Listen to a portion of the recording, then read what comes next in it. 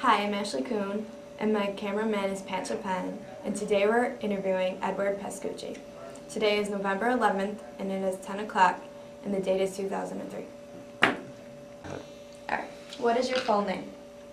Edward Anthony Pascucci. Where were you born? Oswego, New York. What was your pre-service education? First year of college. At? Oswego State Teachers.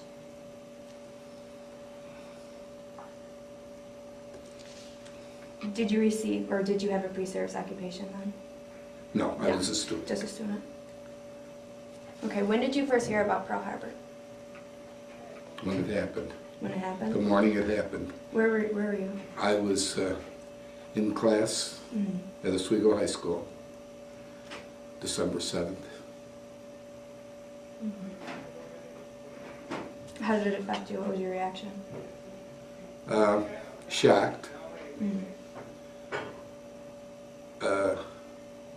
Angry. Unbelievable. Did it have any influence with you enlisting or doing what you did to get into the Army or the service? Not immediately. No. I was only 18 and how did you enter the service? I was drafted. You were drafted.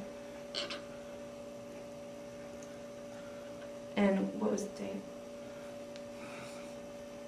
I have to think a minute. I think it was March. March of 42. How did you feel about being drafted? Anxious. Anxious?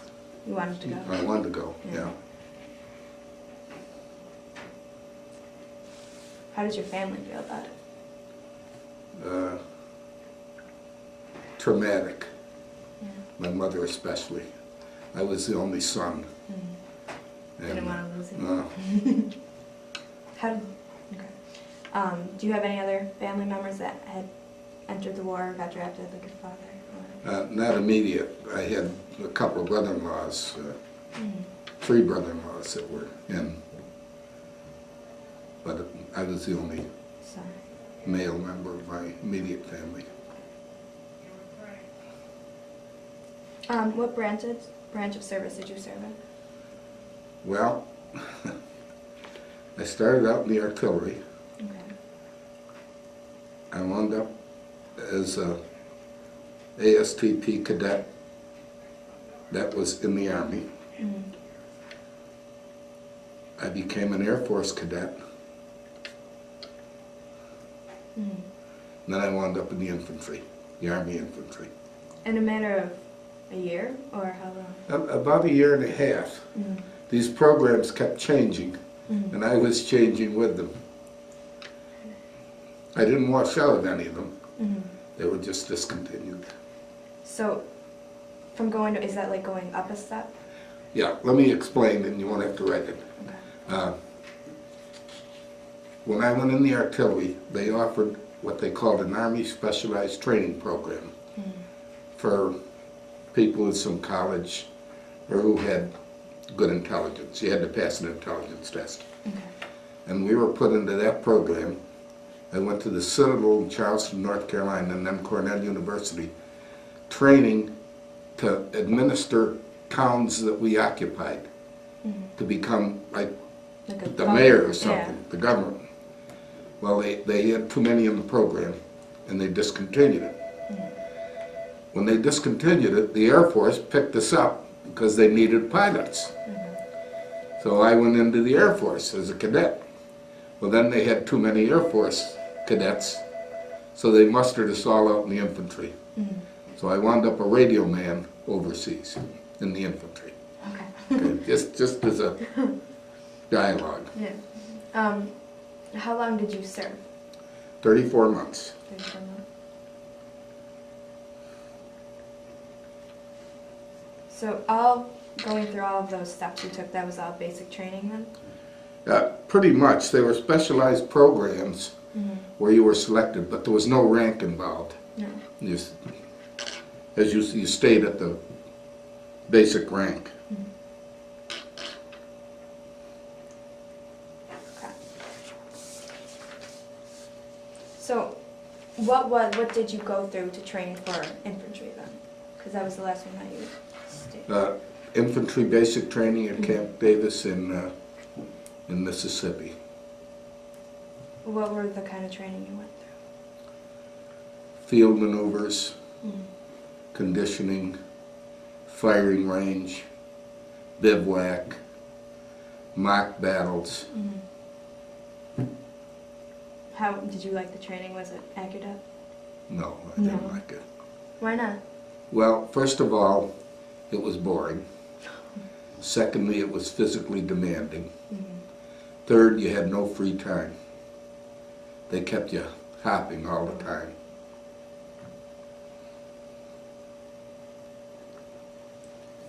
Were you trained for anything specific?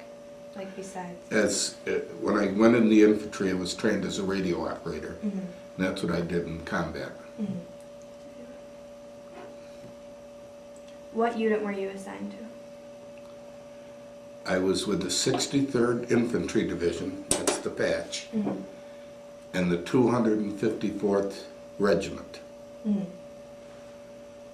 and C Company, Battalion 1 C Company. These are all the divisions the Army structure is. So what would the C Company stand for? Like? They just had 4 companies, A, B, C, D, just a letter of the alphabet. Okay. So as a radio operator, what did you perform? What did you do? Carried a radio in combat and directed our troops and our tanks and artillery fire and what have you. Okay. Alright. So it also said, you said that you were a PFC, which is a private first class, correct? Yes, private first class. As a radio operator, that's what they ranked you? But that's what, I was an acting sergeant, but I never got the official stripes. And why not? Well, because in the service, they have a certain limitation of ranks, and they didn't have a vacancy for a sergeant. So I couldn't get one until one opened up, and they didn't open up. Okay. So what theater were you in? European theater. European. And when did you first come into combat? It would have been in November of '75. Yeah. Okay. And where? Where? We landed at Marseille, France, southern France. Okay. And how long were you there for? Till the war in Europe ended. What was it? Maybe in April? Alright, what was it like? Scary. Scary. Frustrating.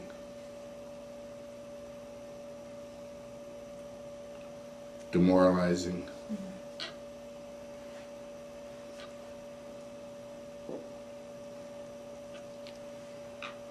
I don't know quite what word to use, but when you saw buddies being killed, that was a very emotional. How did you carry on after like experiencing that, like just seeing a friend just pass away? Just gritted your teeth and stayed with it, but you had no choice. You did what you were supposed to do. Had a couple of close calls, but the only time I got injured was in an accident. I broke my ankle right near the end of the war. What was the accident? Pardon? What was the accident? We were entering Austria, our unit, and the Germans counterattacked, and we were on this mountain. And I went back with a jeep to get ammunition. We were low on ammunition. And when I was returning, one of the jeeps, the transmission went, and I was between them trying to push the jeep. and caught my ankle between the two Jeeps. Busted my ankle and went to the hospital in Nancy, France. That was right the last week of the war. Otherwise you got him through that quite well. Yes, I did, yeah. Okay, so, were you in any specific battles? Yeah, I have, this is the European medal, and those emblems are battle stars. So I was in 3 battles. The Battle of the Siegfried Line, the Colmar Pocket, that's C-O-L-M-A-R, Colmar Pocket, and the last campaign, I don't know what they call it, the occupation of Austria.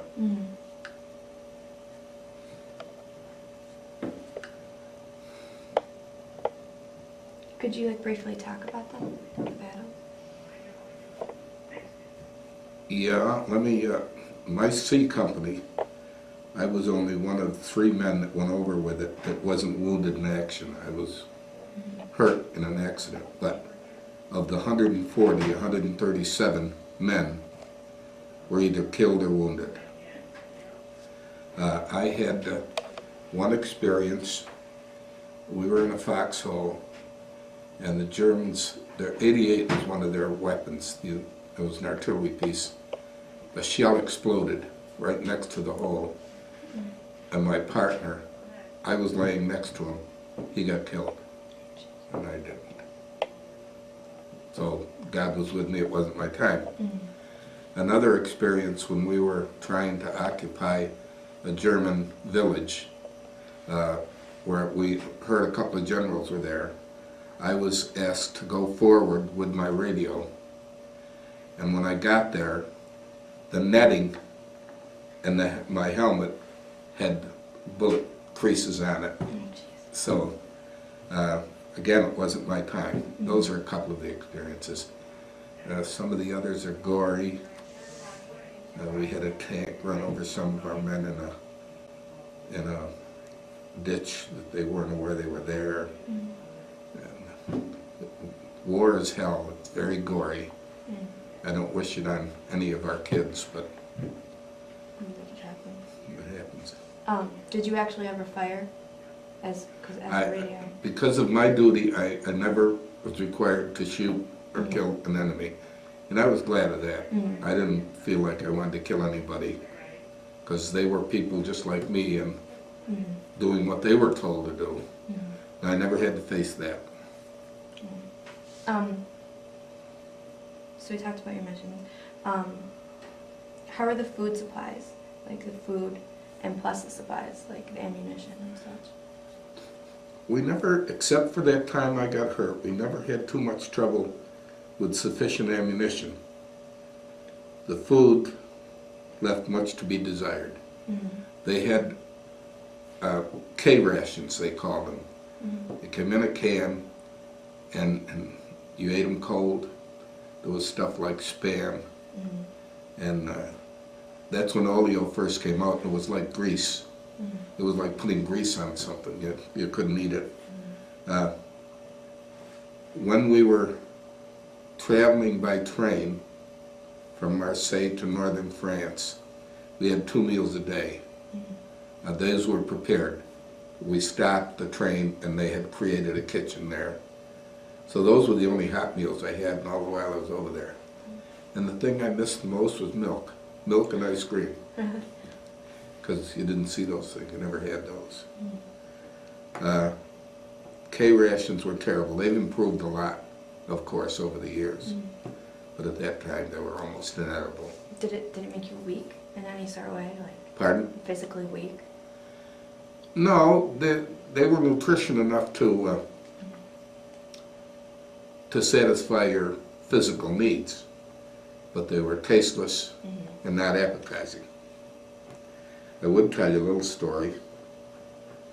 We were bivouacked in a nunnery in one of our, and then I gave the nuns, I had bars of soap, and they couldn't get soap.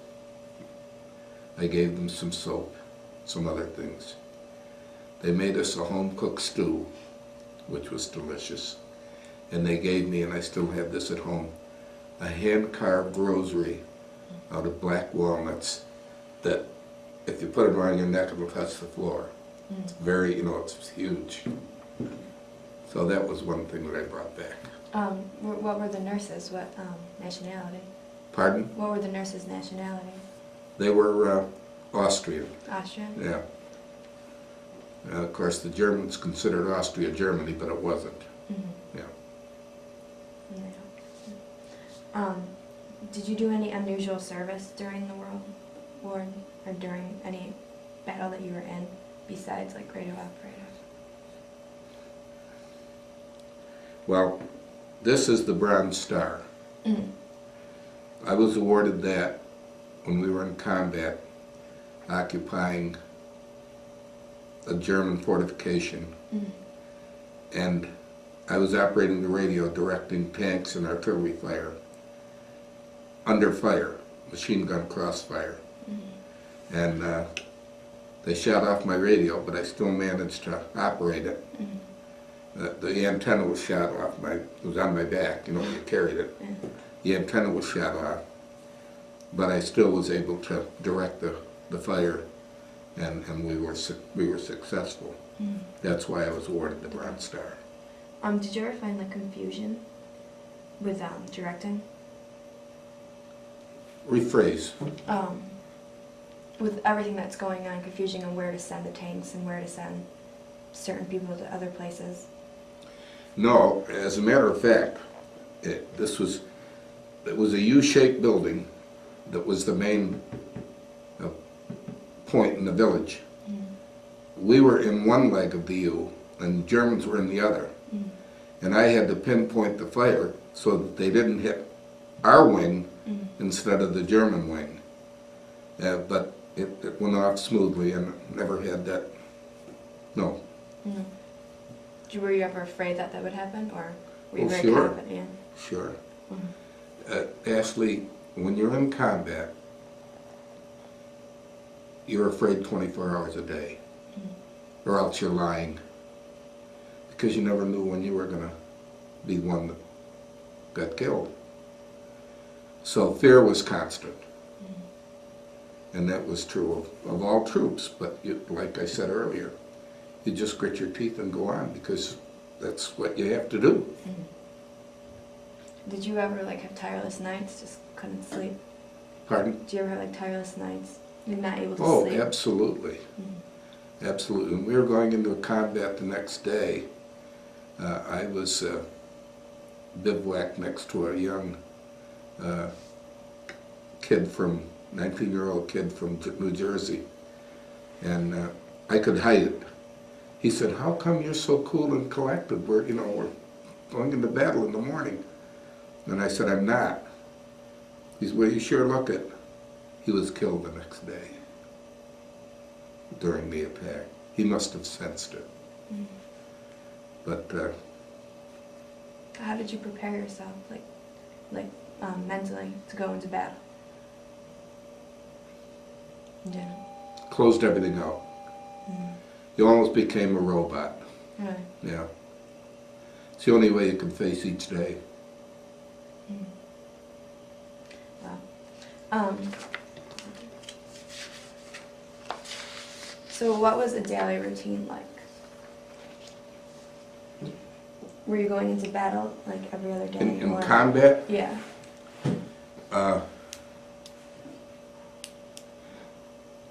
No, we had one R&R, that's rest and relaxation, where we came off the front line. The other times we were on the front constantly. And it was seesaw. In the Battle of the Bulge, which was one of the famous battles of World War II in Europe,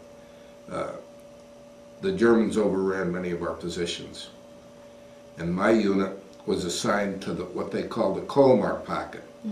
Colmar is a city in France where they built the Statue of Liberty. And we had 90% casualties. The Germans were very stubborn in keeping the hill and the village. And of course we were just as determined to occupy it, because it was a pivotal spot. A daily routine, this was winter, November, December.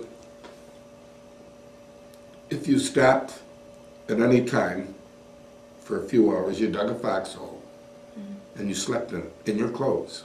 I didn't take a shower for months. Your clothes would thaw during the day because the days would get warm and freeze on you at night. So, and eventually I caught pneumonia in the hospital. But that's the way you lived from day to day. This battle, Colmar, it was... Colmar. Colmar, is that a city? That's a city in France. In France. Where they built the Statue of Liberty. Oh. It's C-O-L-M-A-R. It's in mid-eastern France. It's a good-sized city. You said it was on a hill? The Germans were looking at it? The hill approaching the city is the one. It was the key overlooking the city. And that's where they were staying. And that's where they were holding out. Did you have to, like... Oh yes, we had to go up the hill in the face of our enemy fire. Had a lot of casualties. Minefields, some of our people got amputated. Well, you know, they lost their limbs in the mines. And the whole, you know how you said you had to make a foxhole? Yeah. How did you feel? Would you ever think they'd come down? Or just fear that something would happen during the night? Sure. In fact, I had dreams where German soldiers were standing over me, over the foxhole, ready to shoot, and then I'd wake up, call it a nightmare. So, yes. I think overall it's a nightmare. Well, really, it was. Did you have correspondence with your family back home? Very rarely. I would write letters, and they would be posted all right. By the way, every letter that we wrote was censored by our company commander. And if he didn't like any reference that you made about possible location or casualties, he deleted them before the letter. He cut them out before the letter was posted. But we'd have mail call. I think I only got mail, probably 3 or 4 times in the months that I was in combat. Let me see, November, December, January, February, March, April. About 6 months. 3 letters. Was it hard not to be able to communicate back home? Yeah, you know, surprisingly enough, I was not married. I was just a kid. Yeah. You didn't have time to think about home. You know, you were focused on the war, and not really. When, as you were just a kid, 18, correct? I was 19 when I went in. 19. Did you think that you were like mentally ready to face this? No. No? No. You were ready? See, we lived in a very localized society at that time. The furthest I had ever been from Oswego, New York was Syracuse. Furthest I'd ever traveled. So when I went into the service, going to Niagara Falls, which is where I was inducted, was the furthest I'd ever been from home. So, I've forgotten your question now. Well, just going into combat though, like, were you prepared for that, for everything you No, faced? but because World War II is probably the only war where the whole country was unified. You know, in Vietnam they were split, in Korea they were split, people didn't, they went to Canada, they didn't believe in it. Spanish-American War, the same thing.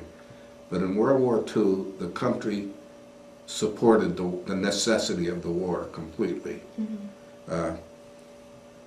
So, as I said, I was kind of enthused. I was gung-ho, because you didn't know any better, to get into the action, get into service and get the action. You wanted to go there? Yeah, yeah.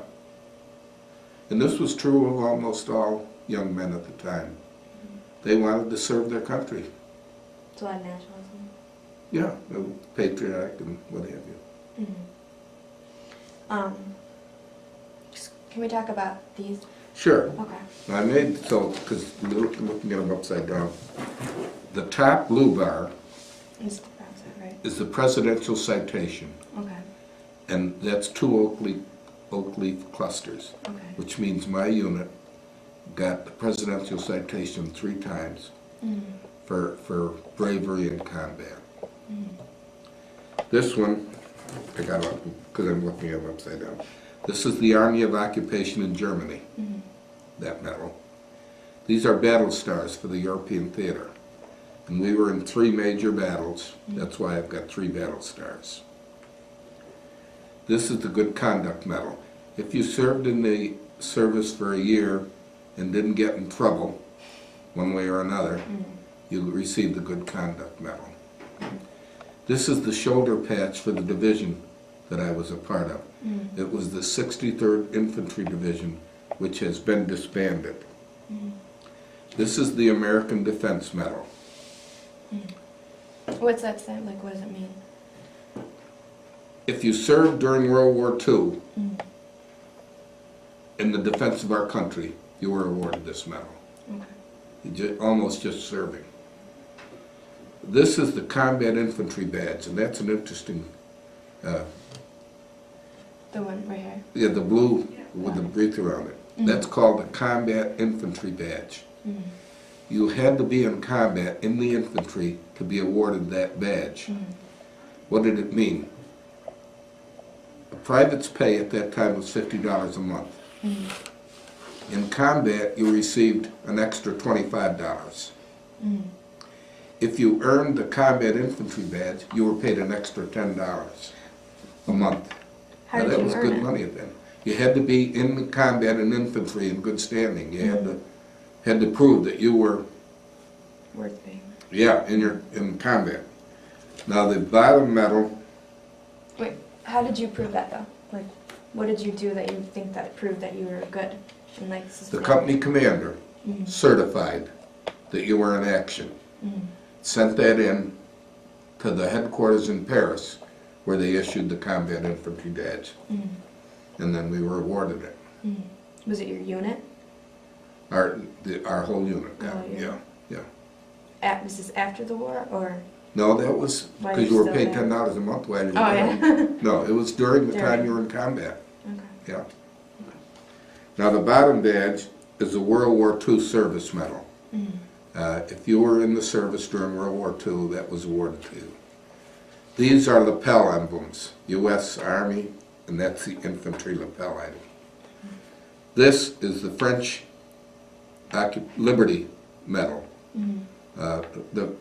They call it the Freedom Medal. Because we liberated, see it says Liberati, that means freedom, freedom of France. Because we liberated France during the war, everybody who was a part of that was issued one of these. Also, and I don't have that here, my unit was issued what they call the Corps de Guerre, which is the Corps of War, I think. That was an honor, and it was a rope with a little nozzle on the end that you put on your uniform. And our unit was given that for liberalizing France.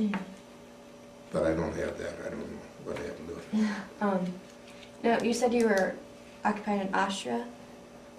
We were the first unit to cross the border into Austria, but we withdrew and we occupied a village in Germany. In Germany. After the war. Did you ever come by any concentration camps? No. No. No. Never saw that. Well, they were further north, near Berlin, and my outfit didn't get there. Were you aware of them? Oh yeah. Yeah. Oh sure. During the war, the Army printed, I don't know if it was, I think it was weekly, a newspaper called the Stars and Stripes. And they kept everybody abreast of what was happening through that newspaper media. It was a little, like a little high school paper, you know, 6 or 8 pages. But it did keep us informed about what was happening at home, and because we didn't have newspapers or anything, or magazines. So the Stars and Stripes was our communication tool to keep us informed.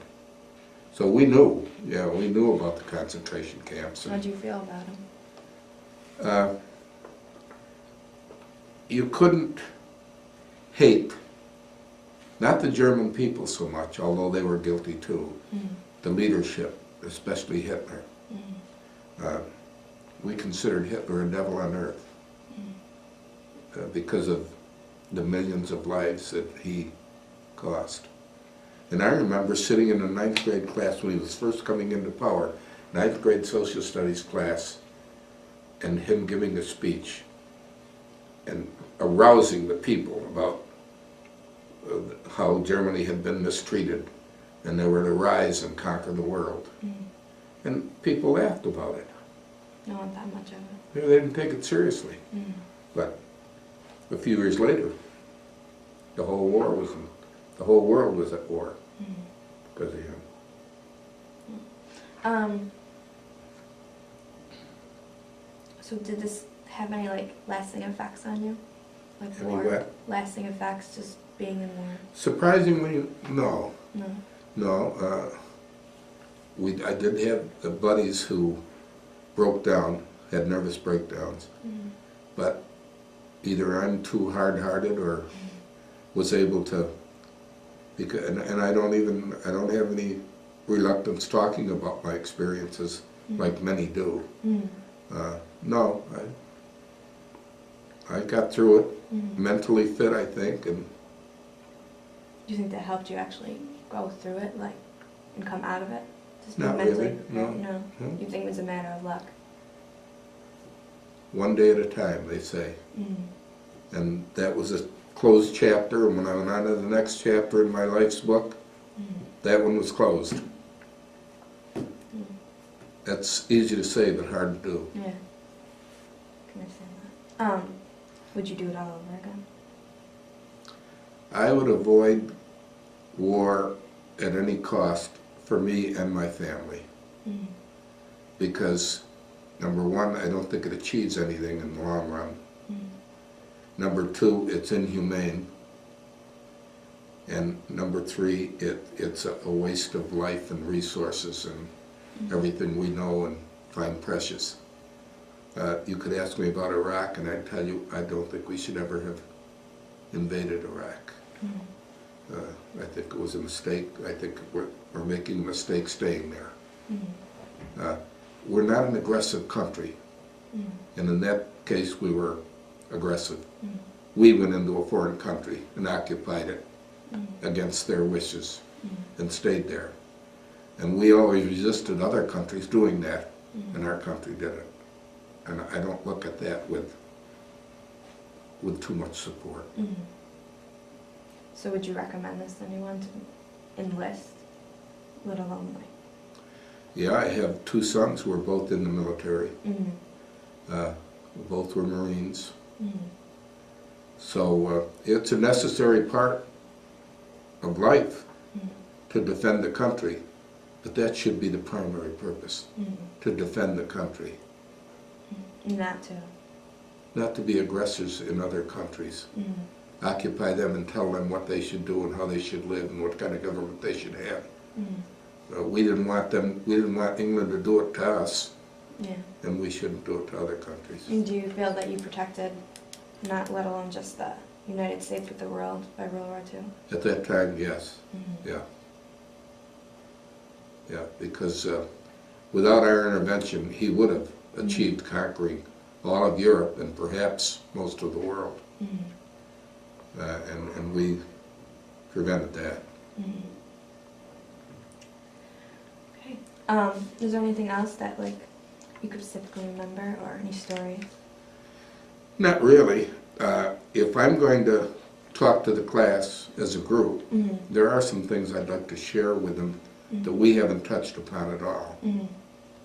If that's going to happen. If not, It's all right too. Could you talk to us about it too? Sure. You want me to? Well, some of the repercussions, and I'll make it brief, of World War II happened after the war and had a greater impact on our society than what happened during the war. Do you know what 5220 means? No, never heard it. When World War II took place, 15 million young men between the ages of 18 and 40 went into the service. Who filled the gap in industry and in factories? Women.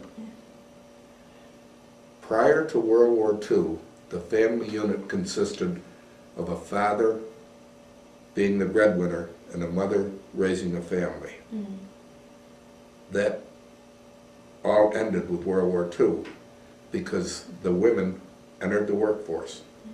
They wrote a song, Rosie the Riveter, doesn't mean anything to you, which was a testimonial to women entering. Now the 5220 Club that I referred to, in order for discharged military personnel, millions of us, to adjust to civilian life, the government gave us $20 a week for 52 weeks. It was called the 5220 Club. To identify the fact that you'd been in the service, they issued a little lapel pin of a duck. It was called a ruptured duck. I don't know how it got its name, but you wore that to prove you'd been in the Army or in the service. Did you ever hear the GI Bill of Rights? No. After the war, the U.S. government passed a program called the GI Bill of Rights. GI means government issue. For every month that you served, you were given a month of college free. I was in 34 months. I had a year of college already in. College year was 9 months. I was able to complete my bachelor's without spending a nickel. I had some time left over, and then the state offered a scholarship to veterans. You had to pass a rigorous test, and I got a 4-year scholarship. I had 7 years of postgraduate, post-high school education for a total cost of $60. Now, what impact did that have on our society? It meant that the masses now went to college. If you survey your current classes, most of the kids are planning to go to college or some education beyond high school. This was not the case before World War II. If you asked a group, a senior class, maybe 2 or 3 kids would plan to go to college. The rest would go to work in a factory or service or what have you, some other industry. So the GI Bill had a tremendous effect, excuse me, tremendous effect on U.S. culture, because now everybody has a college education. People who had never intended. Also, you had the revolution of the family unit. Does your mother work? Yes, sure. She's a nurse. She's a teacher. She's a, oh yeah, you're Coon. Yeah. Yeah. One of the other ones was the mother's. Is Ricky in your class? What? Ricky, Crystal Ricky? No. Well, her father. Krista Ricky. Krista. Yes. Yeah. Her father's a She's in my teacher. class. Her mother's a nurse. If I ask the question of your class, how many of you, your mother's, both parents work, how many are going to raise their hands? Most of them. Almost most of them, right? Yeah. That wasn't true before.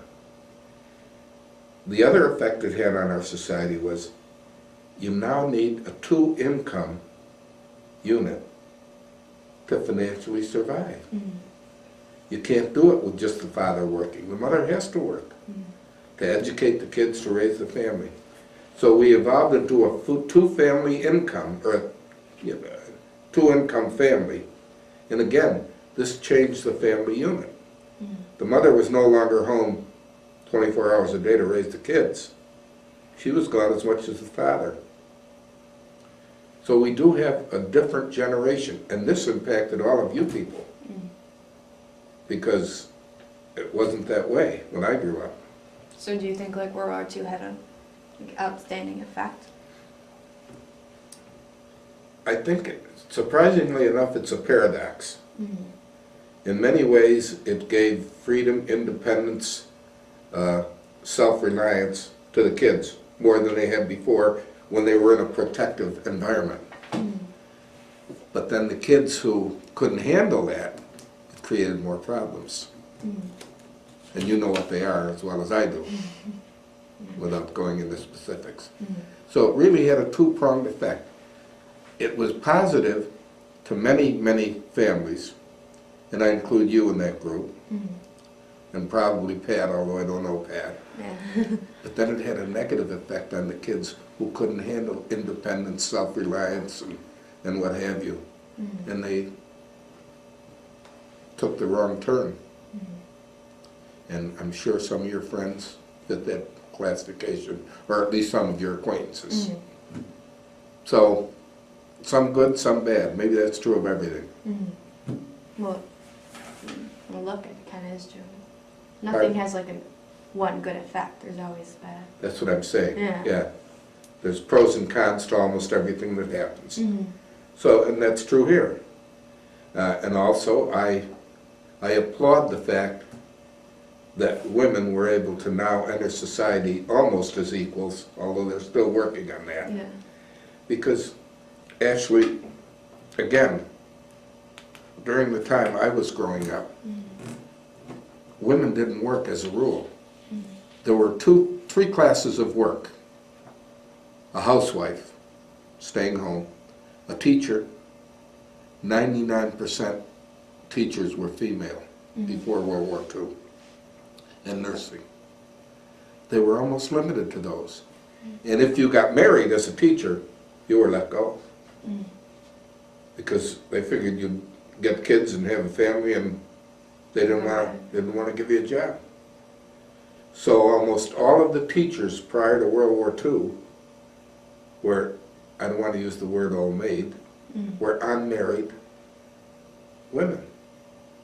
Because boards of education would let them go if they got married. And they wouldn't hire them if they were married in the first place. So you see how that shifted. And I think that's good.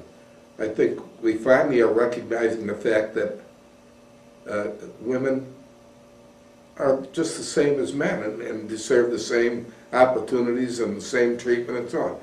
They didn't get the right to vote till 1921. So we really, that was a very positive. When it opened up, World War II opened up the ranks of industry and employment to women across the country. And that had previously not existed. And how did you feel about it, like at the time? Like coming home and seeing the difference? I certainly didn't resent it. I thought it was good. You remember I had 4 sisters. And the fact that they were able to become employed and so on, to me, was a credit. What do you think about women enlisting? Fine. Fine. Do you think they could do the same thing that you did? I have reservations. I have reservations. They are the gentler sex. I still have to attribute to that. And I think they can do everything, but I hate to see them in combat. I still hold them a little bit on a pedestal. And that, to me, should be left. They can do everything else. They can be backup troops, and they can be adjutants and what have you. But I'd rather not see them in direct combat. Why? Like I said, I still put them on a pedestal. They're the gentler sex, and I hate to see them exposed to the kinds of things that happen in war. And not only injury, but treatment. Like, who's this girl that was in Iraq that they've made a lot? Jessica Lynch. Yeah, now see, Right. she was captured and apparently raped Mhm. numerous times. Now, you don't do that with a guy that you capture. You might torture him, Mhm. but it's very rare that you would rape him. And these kinds of things can happen to women that would not happen to men. Mhm.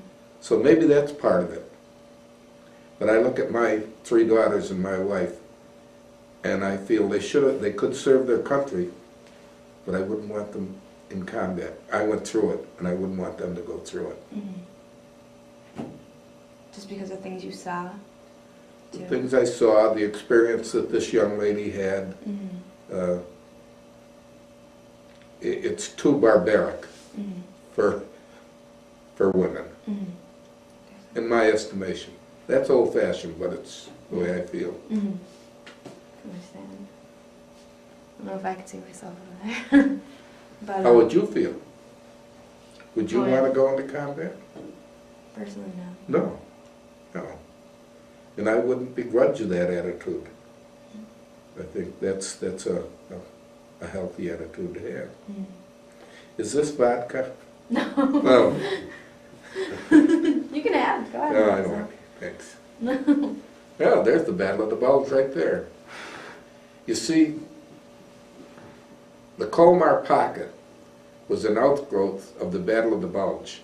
So But were you at the Battle of the Bulge? With my units was there first, just before they had the counterattack. We were reassigned to Colmar. Mhm. But there was a bulge at Colmar too. It didn't get a lot of publicity because it was a small operation compared to this. Mhm. This involved literally tens of thousands of Germans, and Colmar didn't. It was a smaller operation, but it was just as vicious, Mhm. and it was a similar counterattack. That's the one I referred to earlier when you Yeah. were taking. Can you like explain the counterattack and stuff? Well, to simplify it, supposing you have a hill that dominates, villages are close together in Europe, Mhm. that dominates 6 or 7 villages that you can see right from the crest of. Well, that's an important military spot for you to be able to control the valleys that are around you. So it became necessary for troops to occupy those vantage points in Italy and in Germany. And if you occupied one and the enemy wanted it back, they would make you attack the first time, they would attack to get the hill back. That's called a counterattack. They would try to take the hill back with troops and with tanks and with artillery fire and what have you, whatever they could. That's called a counterattack. If you attack a position, you take it, and then they try to get it back, that's a counterattack. So were you trying to get back the position that the The Germans hill that I took? talked about was hill, I think it was called 216.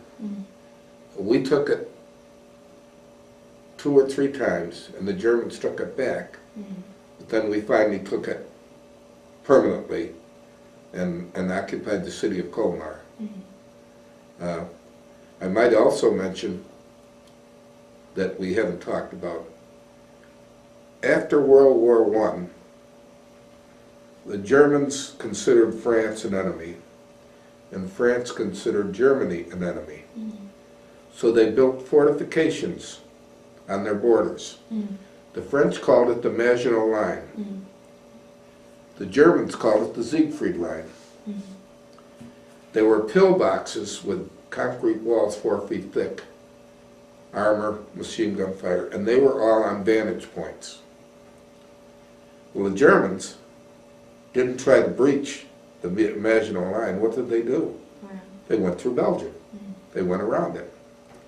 And so the Maginot Line just became a, how shall I say it, a useless fortification. But then my outfit was the first one to penetrate the Siegfried Line. And that was part of the action when I got the Bronze Star. And hand-to-hand combat is the most deadly.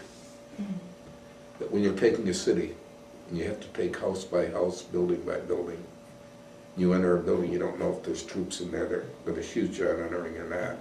That's hand-to-hand combat. That's Did you close do that? combat. Yeah, we occupied several.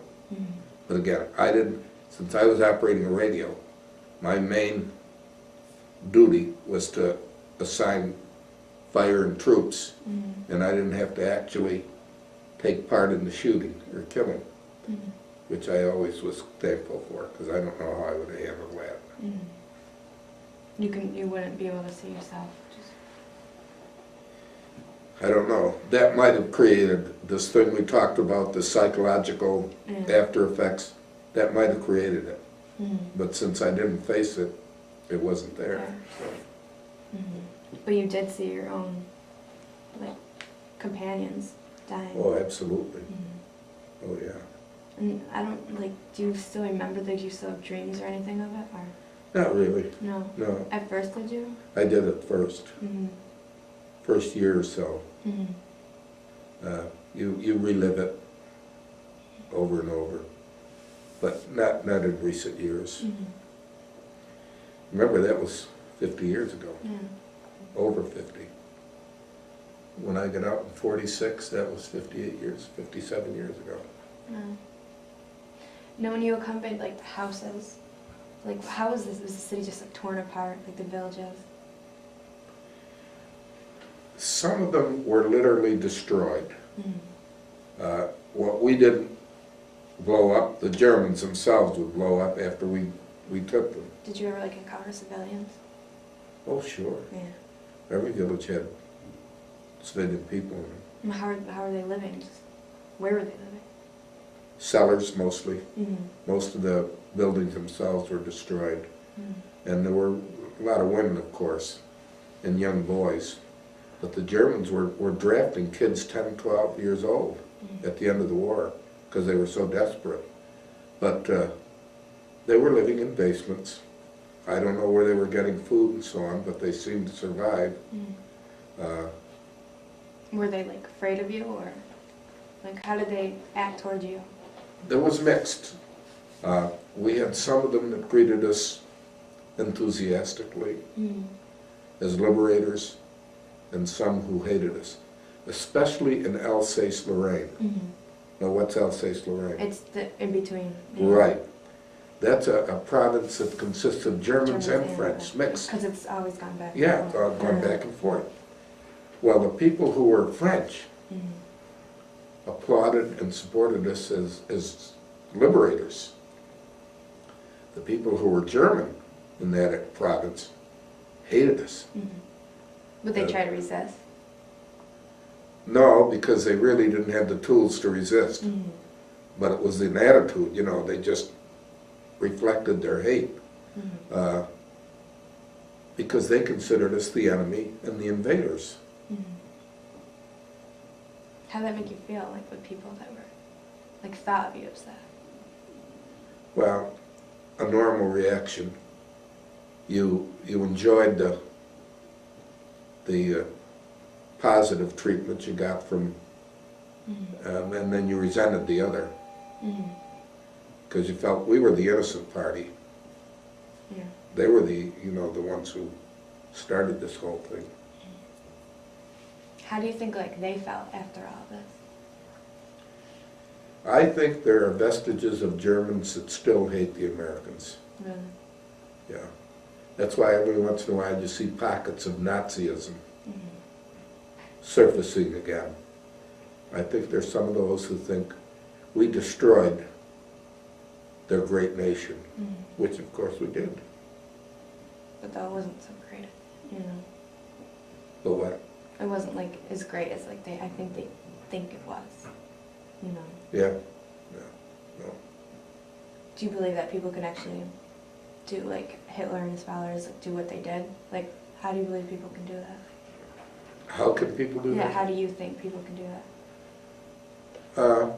They were caught up in a frenzy of nationalism. Did you ever see, I'm trying to think of the musical, Cabaret, Well, that reflected the attitude that most Germans had. Mm-hmm. You know, Yeah. tomorrow is ours. Yeah. We're going to have this life, this glorious. I think most Germans felt that. Mm-hmm. That Hitler, otherwise he wouldn't have gotten the support he did. Mm-hmm. That Hitler was the savior of the German race. Yeah. And anyone who wasn't German was inferior. Mm-hmm. And I think that permeated, well, they caught the kids in school and drummed this into them. You know, you see films of little kids from Heil Hitler. Yeah. And this became pretty much of a national patriotic attitude with the German people. Mm-hmm. Now, there have been 2 generations since then, and I think many, many Germans have put the World War II in perspective and realized that, you know, they were more at fault than anybody else. But as I said, there are still pockets who hate Americans, who hate what happened, and you still get these little crops of Nazism, even in this country.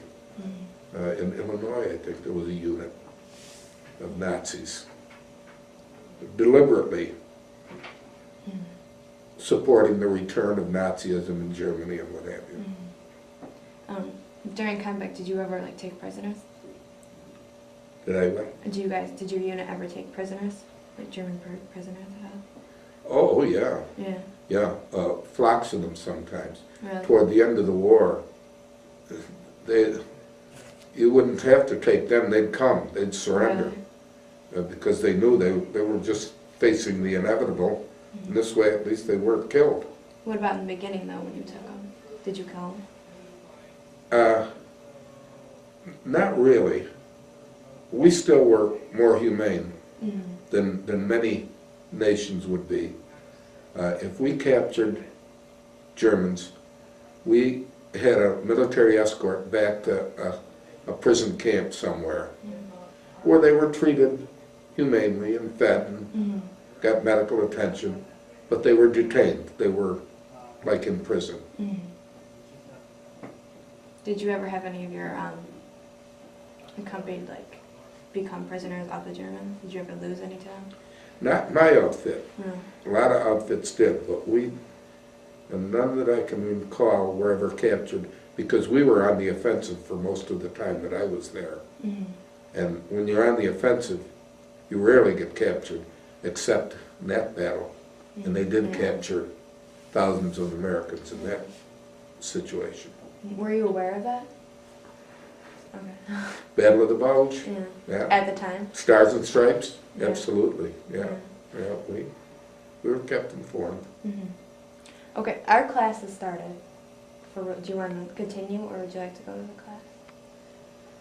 What do you want me to do? Well, is there anything else you'd like to talk about here? No, not really. Okay, so we can go to my class and then. Maybe I could review some of these things that they would not have heard of, Okay. about the effects after the war that I talked to you about. Okay.